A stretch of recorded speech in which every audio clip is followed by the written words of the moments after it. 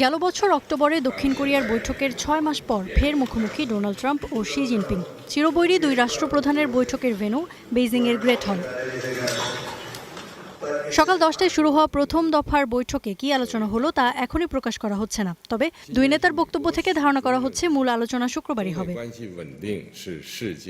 মূল বৈঠক নিয়ে বেশ আশাবাদী মার্কিন প্রেসিডেন্ট। শিকে বন্ধু আখ্যা দিয়ে তিনি বলেন, এ সফরের পর বেইজিং ওয়াশিংটন সম্পর্ক আগের যে কোনো সময়ের তুলনায় ভালো হবে।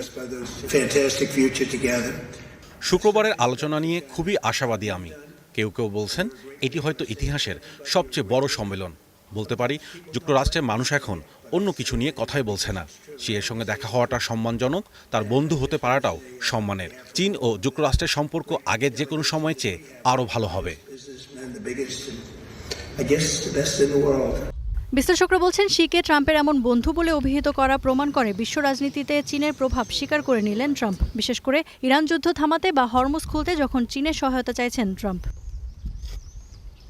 চীনের জন্য ট্রাম্পের এই সফর সফল আয়োজন করতে পারাটাকেই এক ধরনের কৌশলগত জয় বলছেন বিশ্লেষকরা। বাণিজ্য চুক্তি না হলেও এক দশক পর চীনে কোনো মার্কিন প্রেসিডেন্টের সফর শি জিনপিংয়ের ব্যক্তিত্বেরই কৃতিত্ব। পাশাপাশি চীন যে বাণিজ্য ও বিশ্বের জন্য উন্মুক্ত তার সত্যতাও প্রমাণিত হলো ট্রাম্পের এই সফরে। চীন যুক্তরাষ্ট্রের সাথে গুরুত্বপূর্ণ বিষয়গুলো নিয়ে আলোচনার জন্য উন্মুক্ত।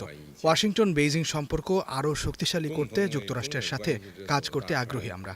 2026 সালে চীন মার্কিন সম্পর্কে একটি নতুন অধ্যায় আসবে বলে আশাবাদী আমরা। 2017 সালের জাঁকজমকপূর্ণ সফরও যুক্তরাষ্ট্রকে চীনা পণ্যের বিশাল শুল্ক আরোপ করা থেকে আটকাতে পারেনি। এবারও তেমন কিছু হবে বলে মনে করেন না বিশ্লেষকরা।